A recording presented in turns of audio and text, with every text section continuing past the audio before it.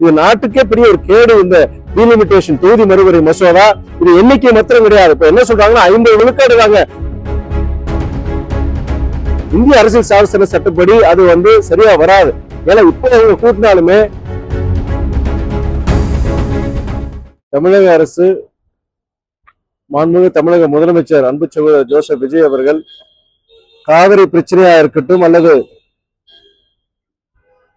மேகதாது அணை பிரச்சனையா இருக்கட்டும் தெளிவாக ஒரு முடிவெடுத்து அவர் செயல்பட்டு வருகிறார்.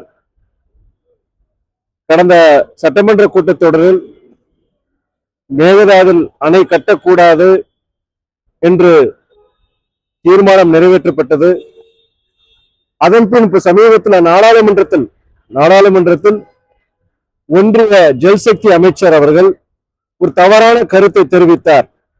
மேகதாது அணை கட்ட வேண்டும் என்றால் கர்நாடக அரசு தமிழக அரசிடம் ஒப்புதல் கேட்க தேவையில்லை என்று கூறினார். அப்படி ஒன்றும் உச்சநீதிமன்ற தீர்ப்பிலோ அல்லது ட்ரிபியூனல் தீர்ப்பாயத்தின் தீர்ப்பிலோ கிடையாது என்று சொன்னார். அது முற்றிலும் தவறான கருத்து என்று எங்கள் போன்ற நாடாளுமன்ற உறுப்பினர் கருத்து தெரிவித்த போது முதலமைச்சர் ஜோசப் விஜய் அவர்களும் இது குறித்து பிரதமர் திரு மோடி அவர்களிடம் ஒரு கடிதத்தை அனுப்பினார். அந்த கடிதத்தில் தீர்ப்பாயம் என்ன சொல்கின்றது, உச்சநீதிமன்றம் 2018 என்ன சொன்னது, அதை சொல்லி மேகதாது அணை மற்றும் எந்த அணை கட்ட வேண்டும் என்றால் தமிழகம் மற்றும் லோவர் ரைபாரியன் ஸ்டேட்ஸ், இந்த நம்மளுடைய தமிழ்நாடு, கேரளா, புதுவை போன்ற மாநிலங்களுடைய ஒப்புதல் இல்லாம அவங்க எதையும் செய்ய முடியாது அப்படிங்கிற தெளிவா ஒரு கடிதத்தை பிரதமர் மோடிக்கு அனுப்பிச்சிருக்கிறார்.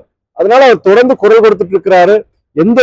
சமீபத்துல கூட அவர் கர்நாடகாவுக்கு போய் அங்க இருக்கிற முதலமைச்சர்கிட்ட பேசுறேன்னு சொல்லியிருந்தாரு. அங்க இருக்கிறவர் இந்த நேரத்துல அங்க அமெரிக்கிடம் சொல்லி அவர் வர வேண்டாம் அந்த முதலமைச்சர் சொல்லியிருக்கிறாரு. அதனால அவரு தமிழக அரசு முதலமைச்சர் விஜய் அவர்கள் எந்த விதத்திலையும் நாங்க விட்டுக் கொடுக்க மாட்டோம், தமிழகத்தோட உரிமையை நாங்கள் விட்டுக் கொடுக்க மாட்டோம் தெளிவா சொல்லியிருக்கிறார். இது குழப்பத்தை உருவாக்குறதுக்கான எதிர்கட்சிகள் சொல்லிட்டு இருக்கிறாங்க. அதெல்லாம் முக்கியமான பிரச்சனை எல்லாம் இப்ப நம்மளுடைய டீலிமிட்டேஷன் பில் வந்திருக்கு, இப்போ வரப்போகுது.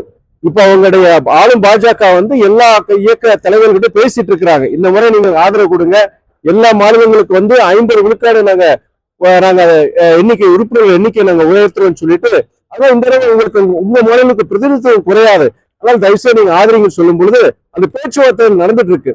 இப்ப நம்ம இந்த டீலிமிட்டேஷன் பில் இந்த தொகுதி மறுவரை இந்த மசோதா நம்ம ஆதரிச்சு அவங்க திமுக போன்ற இயக்கங்கள் ஆதரிச்சு அதை நிறைவேற்றப்பட்டால் தமிழ்நாடு போன்ற வளர்ந்த மாநிலங்களுக்கு மிகப்பெரிய ஒரு கேடை உருவாக்கும்.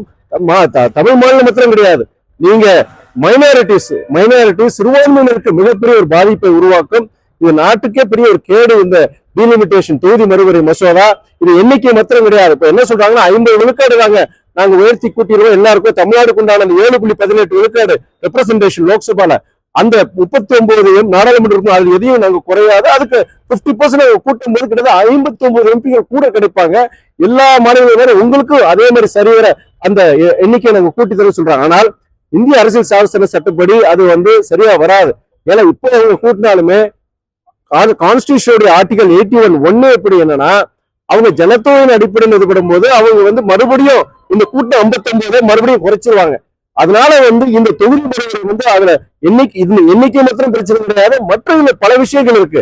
நாளைக்கு தொகுதிகளை முடிவு செய்யும் போது இந்த டீலிமிட்டேஷன் கமிஷன் அமைக்க போறாங்க, அவங்களே முடிவு செய்வோம். அதுல அவங்க ஒன்றிய அரசு ஒரு கட்டுப்பாட்டுல தான் இருக்க போது டீலிமிட்டேஷன் கமிஷன். அவங்க என்னன்னா நாளைக்கு தொகுதியில முடிவு பண்ணும் போது ஒவ்வொரு தொகுதி அவங்க முடிவு அதோட பவுண்டரிஸ அது எண்ணிக்கையில அவங்க முடிவு பண்ண போறாங்க. அசாம்ல எல்லாம் பண்ணா கம்ப்ளீட்டா அங்க சிறுபான்மையினருடைய அரசியல் பிரதிநிதித்துவம் இல்லாத மாதிரி பண்ணிட்டாங்க.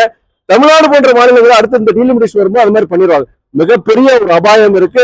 நீங்க அதெல்லாம் காவிரி பத்தி நம்ம கேட்க முடியாது, நீங்க ஜிஎஸ்டி பத்தி நம்முடைய மாநில வருவாய் பத்தி நம்ம கேட்க முடியாது. நம்முடைய உரிமைகள் எல்லாத்தையும் இழக்க வேண்டிய சூழ்நிலை இருக்கும்.